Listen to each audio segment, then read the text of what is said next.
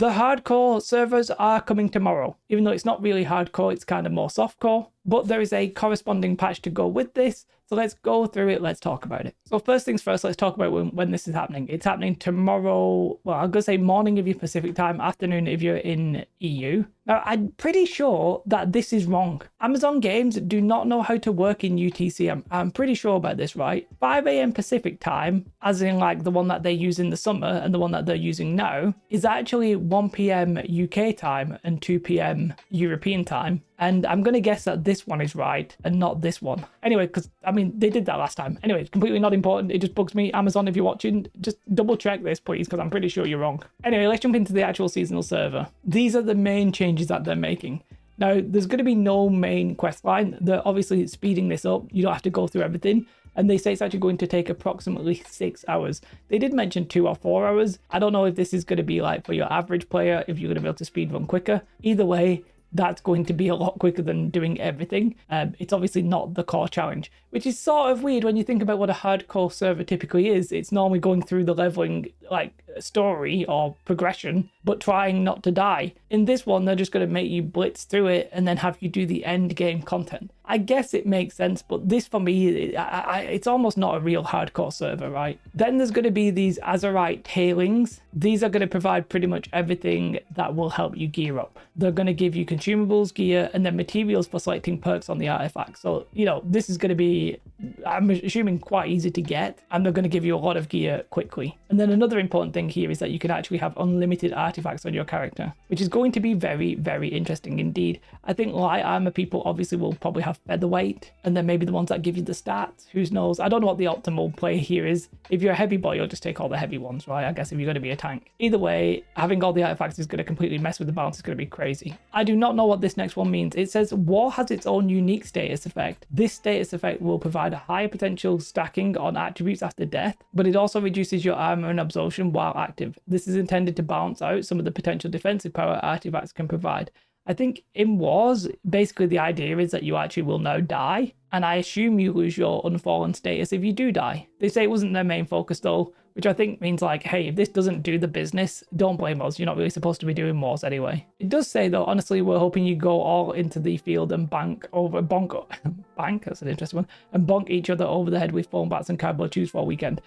I don't get that. There's some kind of thing going on with the wars. I'm not going to be doing any wars personally. I know Rug and your boy Willie are going to be doing something. Fair play to them. I hope that's cool. I just personally don't care about it. Then we have the death status effect. So basically, it's not really a hardcore mode. It's more of a softcore mode because there's 2 status, right? You're going to have the fallen state, which happens when you died, and then the unfallen state, which if you don't die, then you can get everything. When you're fallen, you get multiple stacks of 25 attributes per stack. It's weird because once you die, it kind of implies you should continuously die to get the max stats. Kind of feel like it should just be, if you're dead, you get all of them. I don't know why it's just 1, and then you have to do it multiple times. And then the unfallen status is for people who haven't died. And effectively, the long-term goal here, or the short-term goal, depending on who you are, is to get into the raid. And I think it's Gorgon raid as well. Which, by the way, the Medusa part of that fight is going to be absolutely chaos, because it is just genuinely chaos, and I don't think I've ever seen a group get through without deaths. Maybe once. Either way, there's different objectives. One that you can complete in an unfallen state, and then I think tier 3 of the journey,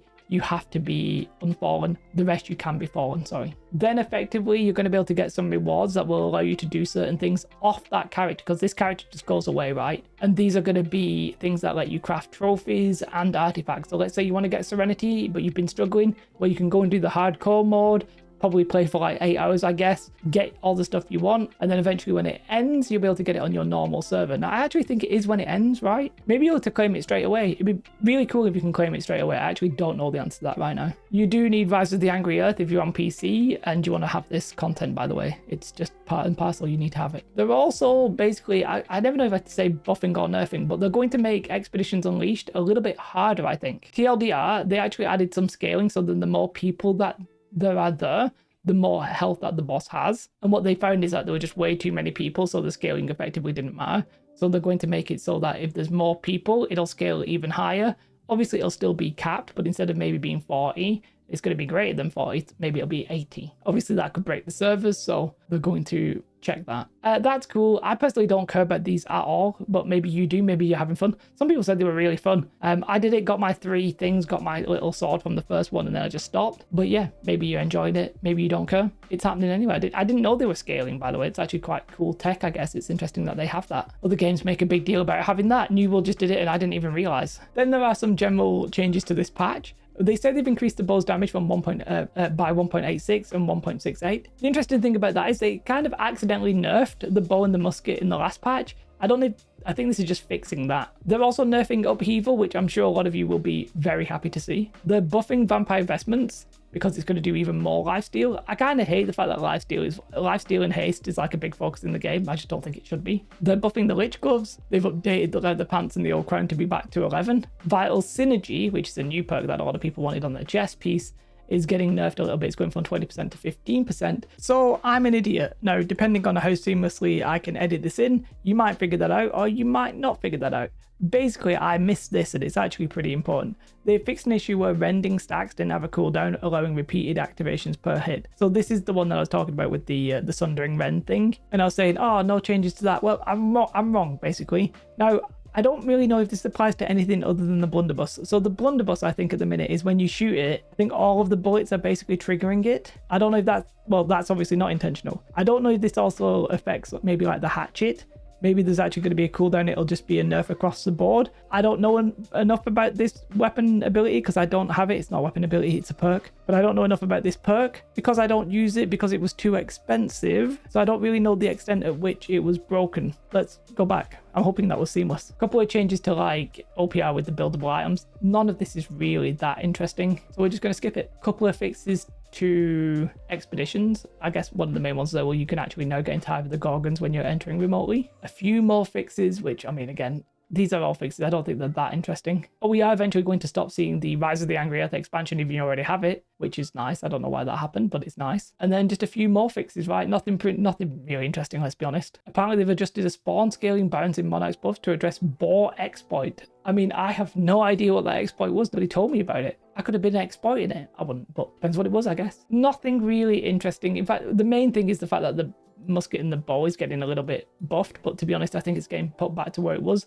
and they weren't super strong anyway, so yeah, maybe. Upheaval nerf is probably a good change, to be honest. It does a lot of damage. And then the rest, not really that asked about. People might be a little bit unhappy with Vital Synergy, but yeah, nothing crazy in this hardcore seasonal mode. I'm kind of like torn. I'm gonna play it, but I'll tell you right now, my appetite for it is very low. It doesn't really feel like a true hardcore server, especially if you're blasting through the leveling. Like if you think about World of Warcraft hardcore mode, that mode is basically people taking their time, being very cautious, dying in stupid ways, and the memes like sprouting up from that. This is basically rush through the leveling, try and complete Gorgon without dying. And I just don't care about it. Yes, the rewards might be nice for some people, but honestly, I'm not really that bothered about trophies in the game because I just hate them the way that they are. I pretty much have all the artifacts on every character that I need them on. Do you know what I mean? I'm not that enthused by this. I feel like they've taken something cool and just made it meh. But they have learned the lessons, which I'm happy with, right? They've learned the lessons. It kind of just feels like they've learned the wrong lessons, I guess. On that note, it's coming tomorrow. I think it's coming at 5 a.m. Pacific time. I'm still not convinced about this 1 p.m. Yeah, still not convinced. I think it's meant to be 12 noon UTC and it's meant to be 1 p.m. BST, which is why I'm currently in British summertime. And speaking about that, I'm roasting in here. Have a most beautiful day. Like and subscribe. Goodbye.